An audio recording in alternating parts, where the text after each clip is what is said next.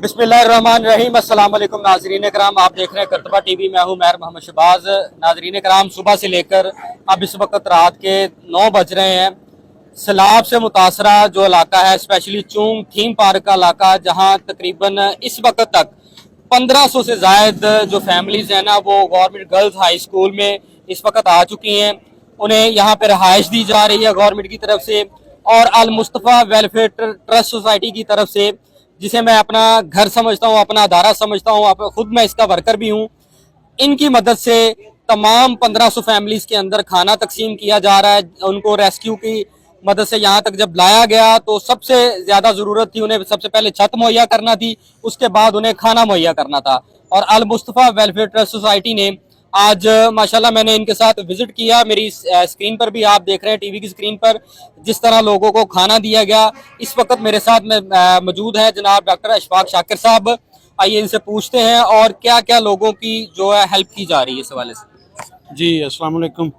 जैसा कि आप जानते हैं कि अल मुस्तफ़ा वेलफेयर सोसाइटी चूंग का जो यूनिट है, अल्हम्दुलिल्लाह एक अरसा दराज से अपनी सर्विसेज पेश कर रहा है वेलफेयर के हवाले से।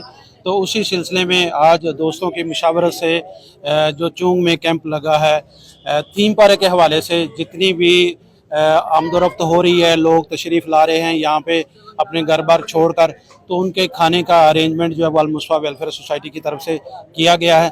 हमारे सदर हैं जनाब अपना हाजी महबूद अनवर साहब और जनरल सेक्रेटरी जनाब हाजी अब्दुल मुनीर साहब, ये भी मेरे साथ तशरीफ़ फरमा है।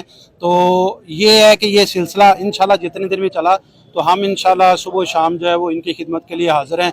और नाश्ता और शाम का खाना इंशाल्लाह हम जो है ना अल मुस्तफ़ा वेलफेयर सोसाइटी की तरफ से अरेंज करेंगे। जी भाई साहब, कितने लोगों के लिए खाने का बंदोबस्त किया गया अभी?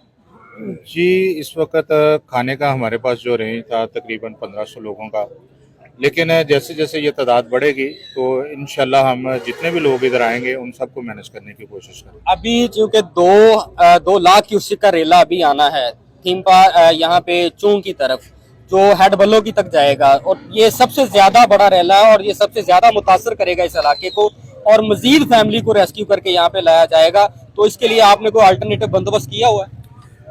जी, इसमें अभी जो यहाँ की इंतज़ामिया थी उनसे भी मुशावरत हो रही है, और पीछे जो एक दूसरा स्कूल है, मिडिल स्कूल है, उसके कमरे जो हैं उनको भी इस मकसद के लिए खोला जा रहा है, उस स्कूल को भी।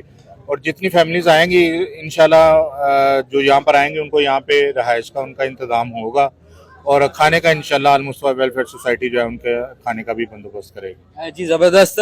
जी भाई साहब, सुबह का नाश्ता और रात का खाना, ये सबसे ज़्यादा इस वक्त बुनियादी ज़रूरत है, खाना और पीने का पानी, क्योंकि बेयारो मददगार लोग सहारा ढूंढने के लिए इस वक्त सबसे ज़्यादा उन्हें ज़रूरत है हमारी। इस वक्त बतौर मुसलमान, बतौर कौम, हमें उनकी मदद करनी चाहिए। तो कितना अल मुस्तफ़ा वेलफेयर सोसाइटी उन्हें हेल्प कर रही है? बिस्मिल्लाहिर्रहमानिर्रहीम।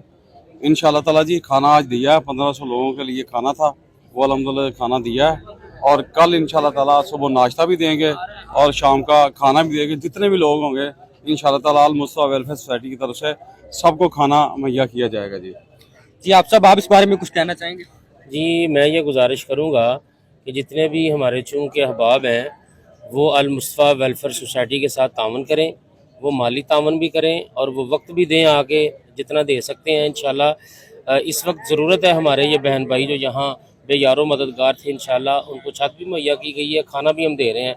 तो बस अल मुस्तफ़ा वेलफेयर सोसाइटी जो कि चूंग की सरजमीन पर अल्हम्दुलिल्लाह काम कर रही है, तो इसके साथ सारे अहबाब तावन करें। जज़ाकल्लाह। जी नाज़रीन, इस वक्त सबसे ज़्यादा ज़रूरत है इन लोगों की हेल्प करने की, मदद करने की। सरकारी सतह पर जितना हो रहा है, हमें भी कोशिश करनी चाहिए कि ज़्यादा से ज़्यादा इन लोगों के काम आए। और अल मुस्तफ़ा वेलफेयर ट्रस्ट सोसाइटी हमेशा फलाही कामों में सबसे आगे होती है, और अल्लाह ताला से दुआ है कि अल्लाह ताला इनको मज़ीद कामयाबी अता फरमाए। और मुझे दीजिए इजाज़त, अल्लाह हाफ़िज़।